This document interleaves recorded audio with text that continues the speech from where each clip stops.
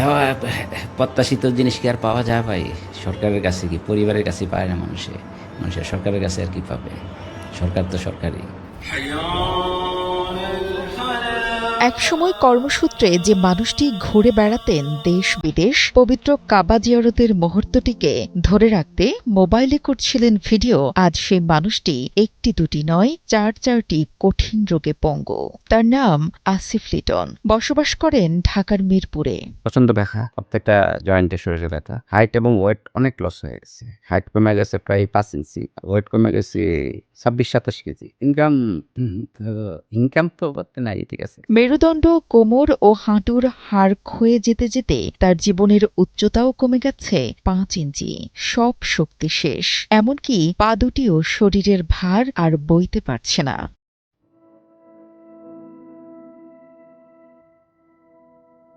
ভালো বেতনের চাকরি ছেড়ে দেশে ফিরে ঢাকার বড় বড় হাসপাতাল ঘুরেছেন, নামিদামি বিশেষজ্ঞ চিকিৎসক দেখিয়েছেন, জেনেছেন অস্টিওপোরোসিস, মায়োপ্যাথি, পলিআর্থ্রাইটিসের মতো 4টি অসুখ তার। রোগ একটা না, রোগ আসলে কয়েকটাই বাসা বাঁধছে।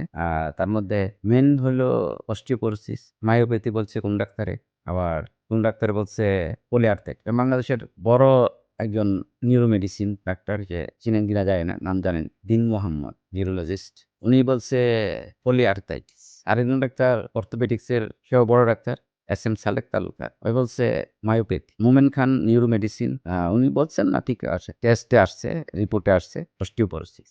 চিজি আইসক্রিমের সাথে ভেলভেটি কেকের মিশ্রণে পোলার রেড ভেলভেট আইসক্রিম। মন ভালো থাক।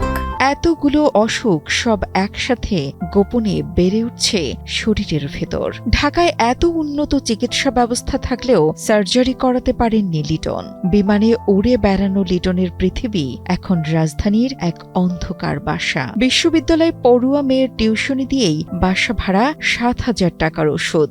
ব্যথায় তবুও ঘুমোতে পারেন না। 24 ঘন্টা না ঘুমিয়েই দিন কাটে অসুস্থ লিটনের। মানে আমার পেন কমতেছে না, পেন বেশি। যেমন ঘুম হচ্ছে না, যেমন কালকে রাত থেকে এই পর্যন্ত কোনো ঘুম নাই, এখন তো ঘুম নাই, পেনের কারণে। কিন্তু শুধু পেন মেডিসিনের কোনো কাজ, বললাম না যে প্রতিদিন রাত মানে এমনভাবে যাইতেছে, যেমন কালকে এ পর্যন্ত ঘুম নাই। একদিন 2 হাতে সংসারের হাল ধরেছিলেন, সেই হাতেই উঠেছে ক্রাস। বাসার এক একটি সিঁড়ি পাহাড়ের সমান উঁচু। তারপরও মাঝে মাঝে ভাবেন, যদি আবারও কাজে ফিরে যেতে পারতেন। শারীরিক পরিশ্রমের কাজ তো আর ওইরকম, যেটা কায়িক পরিশ্রম তো আর করতে পারবো না। এখন তো অনলাইনে কাজ, যেমন বাইং হাউসে আমি যেমন আগে কাজ করতাম, আমি মার্চেন্ডাইজিং ডিপার্টমেন্টে ছিলাম, বাইং হাউসে তো কাজ এখনো করতে পারি আর কি। ট্রাই করলে একটুখানি, যদি এখন তো আমাকে তো কেউ নিবে না, আর করবে না। লিটনের প্রয়োজন দীর্ঘমেয়াদী চিকিৎসা। ব্যয় হতে পারে 7 থেকে 10 লাখ টাকা, যা শুধু সামাজিক বা রাষ্ট্রীয় সহযোগিতা পেলেই সম্ভব। তবুও যেন অভিমান থেকেই হাত পাততে পারেন না। যাওয়া প্রত্যাশিত জিনিস কি আর পাওয়া যায় ভাই? সরকারের কাছে কি, পরিবারের কাছে পায় না মানুষের সরকারের কাছে আর কি পাবে? সরকার তো সরকারই। পাশ করেছেন স্নাতকোত্তর। দেশের অনেক বাইং হাউস সহ সৌদি আরব ও বাহরাইনে চাকরি করেছেন। শ্রমের ঘামের সম্মানের হাত তিনি সমাজের সামনে বাঁধবেন কি করে? তবে 24 ঘন্টা অসহ্য যন্ত্রণা হাসি মুখে মেনে নেওয়া মানুষটি এবার যেন মাথা নুয়ে ফেললেন, চোখ মুছেন, কাঁদেন। কারণ লিটনও বাঁচতে চান, সংসারের বোঝা না থেকে সুস্থ হয়ে ফিরতে চান স্বাভাবিক জীবনে। শুধু মুখ ফুটে বলতে পারছেন না।